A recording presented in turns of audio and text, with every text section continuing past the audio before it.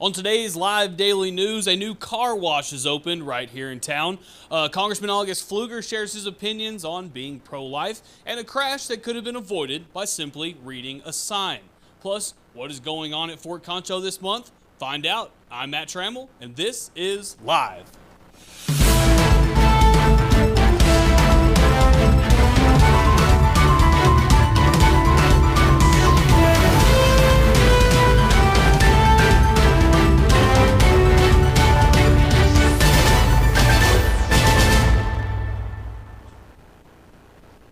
But first, get ready this Saturday when the Penny presents La Calma.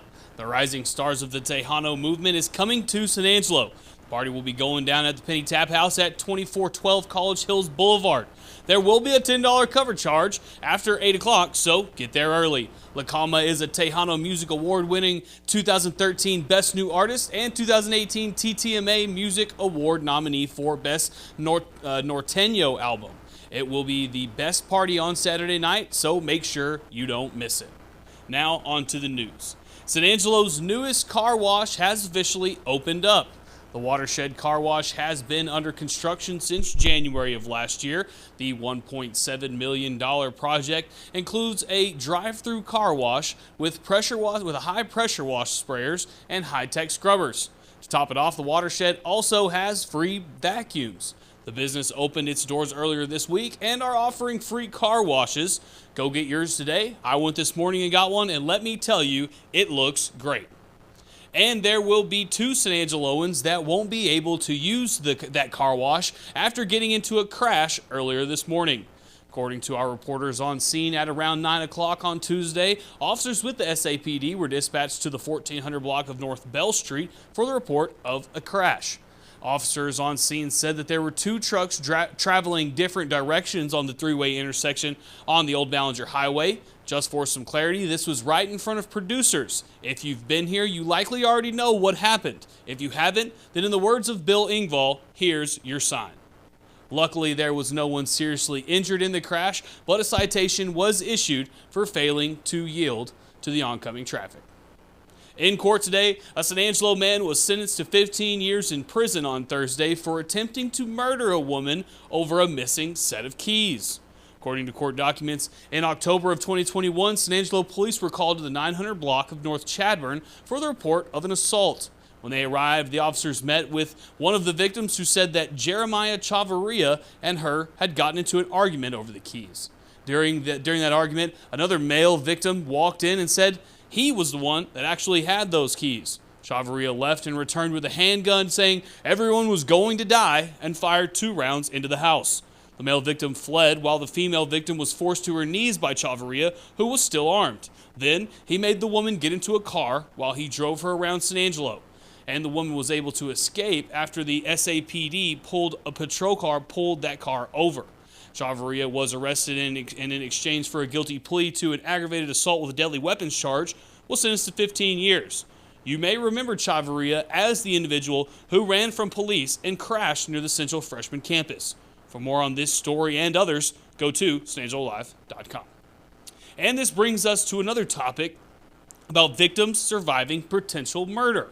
Across the country every day, doctors in certain states are killing babies or letting them die on the table following botched abortions. According to our Congressman August Pfluger, that will soon become illegal after the U.S. House passed the Born Alive Survivor Protection Act. According to a column by August Pfluger, he states that, and I quote, "This bill is simple. It states that any infant born alive after an abortion must be provided with the same standard of care that would be given to any newborn baby." For the full column, check out the article on SanAngeloLive.com. And finally, tonight at Angelo State is Nurse Appreciation Night. So if you work at Shannon, go down to the Janelle Center tonight for a free basketball game as the Rams and the Rambells take on the Mustangs of Midwestern University. Speaking of basketball, the Cristobal Cougars on Friday won a big game behind their star guard. For more on that, here is Cover One analyst Ryan Chadwick.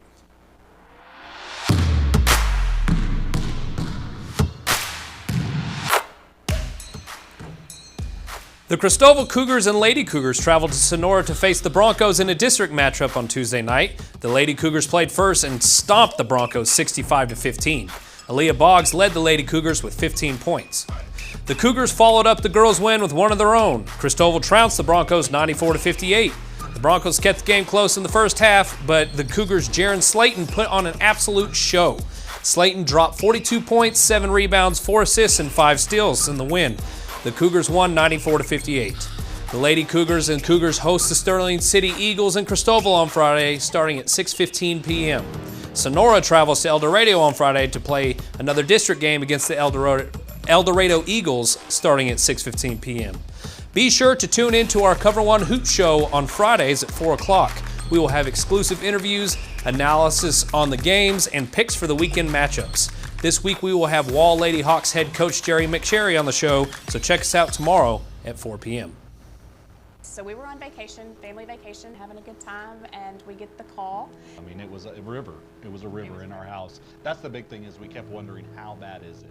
It was devastating. I was Her like husband numb. Bert was a It's like, was a how are we hoot. going to handle all this? What are we going to do? And welcome back to the show. I'm Yantis Green. Joining me today is Bob Bluthardt with Fort Concho. Happy New Year. Happy New Year. Can we still say that? I guess we can. I guess we can. Still in January. Cool enough.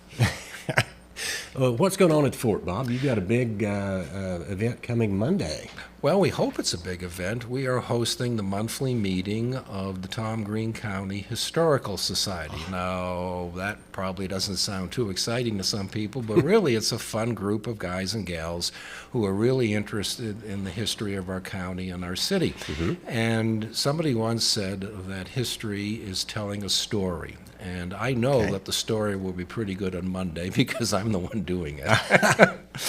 We will have a meeting starting at 6:30 at Officers Quarters 8. That's 215 East Avenue D. Okay. If you can find the fort, and if you can find Avenue D, you'll be able to find us because we'll be the only building that will have any cars in front of it. That's where the cars will be parked. There you go. We have cookies and coffee. A lot of nice people, we hope, and the topic of the talk is going to be God on the Military Frontier, Okay. a story about Army chaplains, which is really a rather interesting story. Okay. Now, there's a chapel there at Fort Concho. There is, and there's a story involved with that too, which you'll have to come to the talk to hear, but that was an accidental building, and we're happy we have it. Really? Yeah, it wasn't meant to be. Well, that is interesting in itself. That'd be worth coming to find out why. And part of the reason why is it has a basement. Well, gee, what are you going to hide down there? Sinners? It was, actually, I'll tell you, it was supposed to be an officer's quarters, number 10. Okay. And anyone who can count can see the fort only has 9, so where did 10 go? Well, they started the basement or the kitchen area, and they ran out of money, but they had enough money left over to build a chapel, and they did. Okay. But it still has a basement, and actually, that's one of the 2 basements we have, and when tornado season hits, we make sure we have the key nearby. I am astonished that I've lived here this long and did not know that there was a basement in the chapel. There's probably stuff in there I haven't seen in 40 years. Well, that's a great story. Now, Fort Concho is the historic landmark, the national historic landmark. One of only 2,450 coast to coast, so that's pretty darn good. That is very good for San Angelo, and it is a major tourist attraction throughout the year. We serve thousands. This past year, we covered 48 states, missed 2. Can you guess which 2? Alaska and then Hawaii? No, actually, we got Hawaii. We did Alaska. For some reason, we missed people from West Virginia and Delaware. So insert your joke here. Okay. We're hoping for better this year. We had the Virgin Islands and Puerto Rico. We had guests from 27 foreign countries and 230 Texas communities. And we know all that because we try to get them to sign the various visitors' books in the buildings. So not too shabby for an attraction that's kind of out in the middle of West Texas. It certainly is. One of the best kept, best maintained frontier forts that exists. That's something we've been saying for the last 40 years, and no one's taking it away from us, so I guess it must be true. We have 2 great groups to thank for that. The first is the Army that made it out of limestone, and Okay. limestone is a thing forever. Adobe melts, wood gets stripped and stolen, but limestone doesn't go anywhere. And second, to our city council, because in the last 5 years, they've tossed more money at the place for capital improvements than I've seen in the previous 35, and it's great. Our columns, our trim boards, our windows, our roofs, virtually all brand new, which means some poor son of a gun in 15 or 20 years is going to have a major problem on his or her hands, but right now it looks great, and we're very thankful for that. You've had some roof work done out there. Yep, all the roofs are new. And the Buffalo Soldier Memorial is going in across the street. That's across the street. That is a project being chaired and directed by the local chapter of the NAACP and their former president, Shirley Spears, who also becomes my board president at Fort Concho in a couple of weeks. All right. They have done outstanding work on this, and this is going to be a major, major event, major tourism attraction right across the street from the fort, and maybe part of an ongoing development in the area, and I just think it's going to be terrific. The more we expand Fort Concho and the more we use Fort Concho, I think the better we are as a community, and we remember our history more. Well, it's good business too, and that sounds a little strange, but there's no point in having a 27-building, 42-acre site with 3 cannons, 2 pieces of light ordnance, a couple of mules, and 2 cats. There's no point in having such a thing unless you're going to use it. We do a lot of untraditional stuff, both because we want to and because we have to. We are charged with earning 2/3 of our operating revenue, which is fine. We're happy to do that. Thus, we have special events, we have membership, a gift shop, donations, memorials, we rent buildings, hint, hint. There you go. And when you add it all up at the end of the year, we balance, and we're glad, and we go off and do it again another year. So it also keeps the community engaged. There are hundreds, if not thousands, of people in West Texas who have attended a wedding or an event at the fort, or a rental event, or came out for one of our free programs. It doesn't matter to us how we get you in the place. We just want to serve you and get you there and serve the public. That's what we're all about. Well, it's certainly a great chapter, a great part of the San Angelo story, and we're glad that it's there, and we're glad you're running it for us. Well, I am surrounded by great people. It's a good time to be the fort guy. There's good construction going on for our new library and archives. We've had several great donations of artifacts and books. We got more in the pipeline. It is truly a great time, and I am just happy for all the people who make me look good every day. All right. Well, thanks, Bob, for coming, and I guess we will see you back here shortly. I'll be happy to drop by and say something new. All right. Bob Bluthardt, Fort Concho, and we'll be right back. So we were on vacation, family vacation, having a good time, and we get the call. I mean, it was a river. It was a river in our house. That's the big thing, is we kept wondering, how bad is it? It was devastating. I was like numb. It's like, how are we going to handle all this? What are we going to do?